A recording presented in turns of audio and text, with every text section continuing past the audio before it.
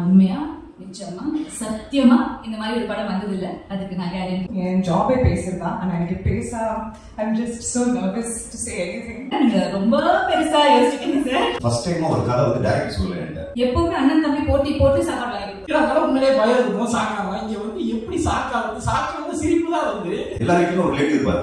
ஐயோ இந்த ஸ்டப் ஆட்டா வந்துச்சு. அந்த கேரக்டர் தான் முடிச்சாங்க சார். படம் பேர் சொல்லணும்ல. ஆனா அவங்க சொல்லி வந்துட்டாங்க. இன்னைக்கு அடுத்த படம் சொல்லிட்டு தான் இருக்கும் அப்படின்னு இல்லை சார் நான் வந்தேன் அப்படின்ட்டு. ரொம்ப சந்தோஷமா இருக்கு உங்களை சந்திக்கிறதுல. இந்த வருஷம் எனக்கு ரொம்ப பெருசா அமைஞ்சிருக்கு. என்னோட 3rd release and I'm so happy to be here. இந்த ஆப்பர்ச்சுனிட்டி கொடுத்த எனக்கு கார்த்திக் சுப்ராஜ் சார் அண்ட் கார்த்திகேயா சாருக்கு ரொம்ப ரொம்ப நன்றி. பொதுவாக எல்லாருமே சொல்லுவோம் இந்த மாதிரி ஒரு கான்செப்ட் வந்ததில்ல, ஃபர்ஸ்ட் ஆஃப் இட்ஸ் கைண்ட் அப்படின்னு. நான் உண்மையா நிச்சயமா சத்தியமா இந்த மாதிரி ஒரு படம் வந்ததில்லை. அதுக்கு நான் கேரண்டி. என் ஜாபே பேசுறதா. ஆனா எனக்கு பேச I'm just so nervous to say anything. Firstly, I just want to say thank you to Balaji sir. அவங்க தான் இந்த ஸ்கிரிப்ட் என்கிட்ட முதல்ல சொன்னாங்க. And கேட்ட உடனே he could envision me. அவங்க யூடியூப் வீடியோஸ் எப்போ 10 years back ஒரு பார்த்து he was like I see you in this. And then thank you to Elango sir for trusting me with his little baby that is Faisal and trusting that I could do this film. And I don't know where to start with Karthik Subraj sir and Karthikeya sir. Thank you. And Elango sir, எப்படி sir யோசிச்சீங்க இந்த மாதிரி? First time synopsis அனுப்பும்போது எனக்கு ஒண்ணுமே புரியல. இந்த மாதிரி இருக்குமா, இது ஃபிக்ஷனா இல்ல இந்த படம் நம்ம பண்ணலாமா, எதுவுமே எனக்கு புரியல. ஆனா சார் நீங்க எல்லா டைரக்டர்ஸுமே கொஞ்சம் பெருசா யோசிப்பாங்க, நீங்க ரொம்ப பெருசா யோசிச்சிட்டீங்க sir. So jokes apart, sir, it was lovely working with you.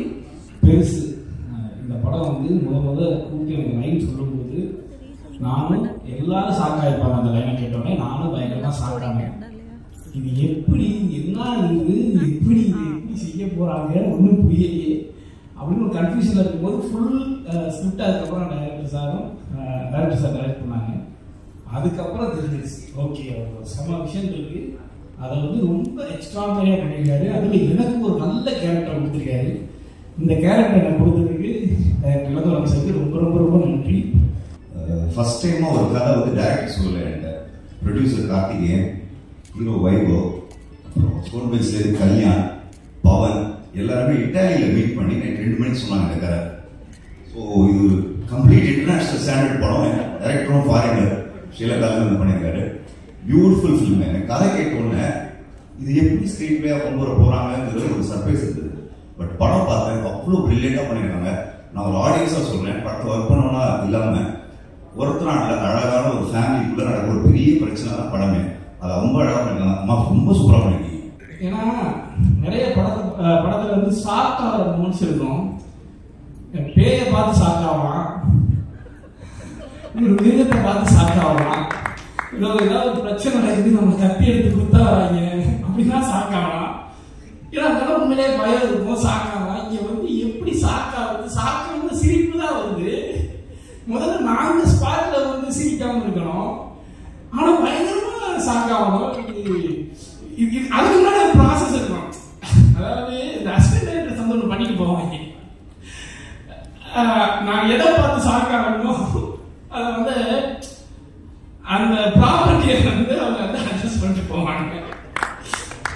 அது வந்து அவ்வளவு அந்த மூடே போயிடும். அப்புறம் ஒரு 10 நிமிஷம் ஆகும் மறுபடியும் அந்த மூடைக்கு வந்து அதை வந்து பார்த்து சாக்காய் நடிக்கிறதுக்கு. படம் கூட அவ்வளோ சாக் ரியாக்ஷன்ஸ் இருக்கு. இது மாதிரி பயங்கரமான எக்ஸ்பீரியன்ஸ். நான் அடிச்சு சொல்றேன், இதுக்கப்புறம் இப்படி ஒரு படம் வராது. தனுஷ் நம்ம வந்து எக்ஸ்ட்ராடனரியா பண்ணுவாங்க. சாமிநாதன் சார் பத்தி நம்ம எல்லாருக்குமே தெரியும்.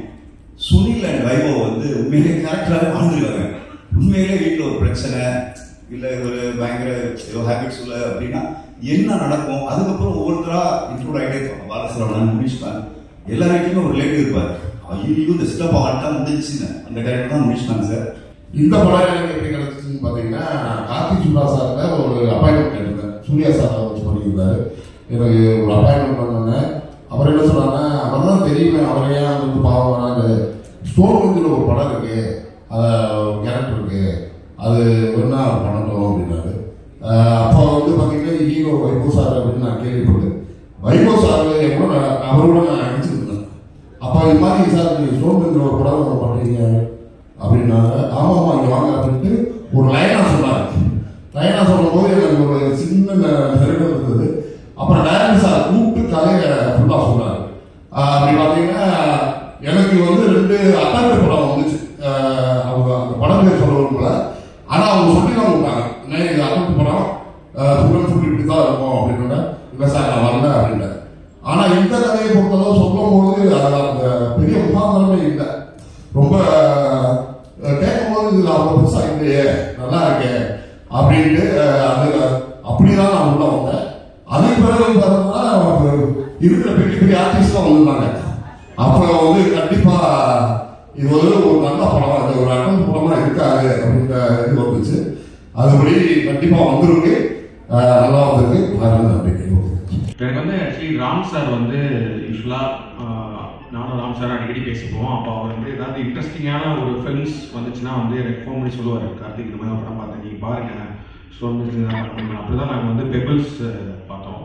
கூழாங்கல் ஒரு தடவை பார்த்துட்டு நானும் கார்த்திக் தான் உட்காந்து ஆஃபீஸில் பார்த்துட்டு ரொம்ப பிடிச்சிருந்துச்சு அந்த படம்.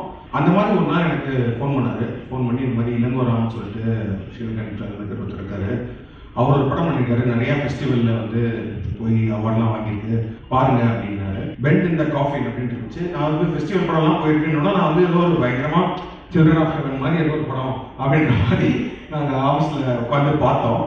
பட் அதே மாதிரி தான் ஃபர்ஸ்ட் ஃப்ரேம்லேருந்தே வந்து it was a shocking but very very நல்லா எழுதப்பட்ட, நல்லா பெர்ஃபார்ம் பண்ணப்பட்ட, நல்லா நன்றாக இயக்கப்பட்ட ஒரு ஹியூமர். அதுதான் ஆக்சுவலி ரொம்ப கஷ்டமான ஜானர். அதாவது ஃபிலிமில் வந்து comedy is very tough to right and execute. And நம்ம எழுதுறது நம்ம நினைக்கும் போது எழுதும்போது நம்மளும் சிரிப்பு போகிறோம், இல்லை நடிக்கும் போது ஆர்டிஸ்ட் சிரிப்பு போகிறோம். பட் ஆடியன்ஸ் பார்க்கும்போது அது சிரிப்பு வர அளவுக்கு எடுக்கிறது தான் ஒரு பெரிய சேலஞ்ச். ஸோ அந்த படம் வந்து ரொம்ப இண்டிபெண்டாக தான் எடுத்திருந்தாரு, ஒரே ஒரு வீட்டுக்குள்ளே தான் எடுத்திருந்தாரு.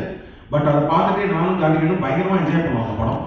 ஸோ தமிழில் ரீமேக் பண்ணணும்னா எனக்கு ஃபஸ்ட்டு சேலஞ்சாக பட்டது வந்து ரைட்டிங். ஏன்னா வந்து எனக்கு என்ன தோணுச்சுன்னா, இது ஏன்னா டைலாக் ஓரியன்ட் ஹியூமர் அப்படின்றப்ப வந்து ஒரு செமையான ஒரு ரைட்டரை பிடிச்சி இந்த ஹியூமரை வந்து கொண்டு வர முடியும்னா I think this will work. And then the second challenge is the casting, யார் நடிக்க போகிறாங்க அப்படின்னு சொல்லிட்டு. So first thing I want to wish Balaji great job. Balaji super ஃபிலிமாக தான் இருக்கும். அது 14th நீங்கள் பார்த்தா தான் அந்த இது எப்படி சொல்றதுன்னு தெரியல. கடைசி கிளைமேக்ஸில் வந்து பிடிச்சி எங்கள் அண்ணனே வந்து ஒரு மாதிரி இருப்பான் வெயிட்டா, அவனே பிடிச்சி இழுக்க முடியாமல் போய் செவத்துலலாம் இடிச்சுக்கிட்டு என்னடா நீ இப்படி நடிக்கிறாங்க பயங்கரமா அப்படின்ட்டு ரொம்ப நல்லா பண்ணியிருந்தாங்க. And Swaminathan sir thank you. And Gajaraj uncle வந்துட்டு இந்த படத்தில் பயங்கரமான ஒரு காமெடி, அவருக்கே தெரியாமல் வந்து ஒரு பயங்கரமாக பண்ணியிருக்காரு. Congratulation uncle, 107th film super. And எங்க ஐயோ ரெடி இந்த முனிஷ்னே எல்லாருக்கும் தேங்க்யூ. அண்ட் சாந்தினி எங்கள் அண்ணன் காம்பினேஷன் சொல்லி ஆகணும். அதாவது காலையில் வந்து குட் மார்னிங் சொல்லிக்கிறாங்களோ இல்லையோ, அவர் வந்து முதல் மரியாதை சிவாஜி சார் ராதா தேடிட்டே இருப்பாங்க, எங்க சுனி எங்க சாந்தி, பயங்கரமான காம்பினேஷன் இருந்தது. அண்ட் பாலசரன் அவரு வந்துட்டு நடுவில் நின்று பார்த்துருவோம் யாரை தேடுறாங்க அப்படின்ற மாதிரி 3 பேர் ஒரு பயங்கரமான ஒரு காம்பினேஷன்.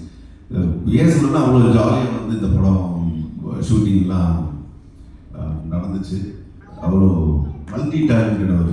இப்போ தான் ரீசெண்டாக ஒரு இன்டர்வியூ தெரிஞ்சது, ஒரு பைலட் லைசன்ஸும் தான். ஸோ இந்த மாதிரி விதவிதமாக நிறைய வெல் எஜுகேட்டட் அவர் என்ன சூஸ் பண்ணதுக்கு தேங்க்யூ. பாலாஜி அவர் பற்றி சொல்லி ஆகணும். நிஜமாக கிரேசி மோகன் சார் அந்த இது பஞ்சதந்திரம் அதெல்லாம் வந்து ரொம்ப மிஸ் பண்ணியிருக்கோம். நம்ம திருப்பி அந்த மாதிரி ஒரு டைலாக்ஸ் அதை ரொம்ப இரிட்டேட் பண்ணாங்க. அது வந்து இது காமெடியா அப்படின்லாம் இல்லாமல் அது நம்மளை அறியாமே வந்து சிரிக்கிற ஒரு ஃப்ரெண்ட்ஸ் பேசுகிற மாதிரி. இந்த படம் நீங்கள்லாம் பார்த்து இந்த ரிவ்யூ என்ன சொல்ல போகிறாங்கன்றது வந்து வைபவ் இந்த மாதிரி பெருசாக ஒன்று பண்ணியிருக்காரு.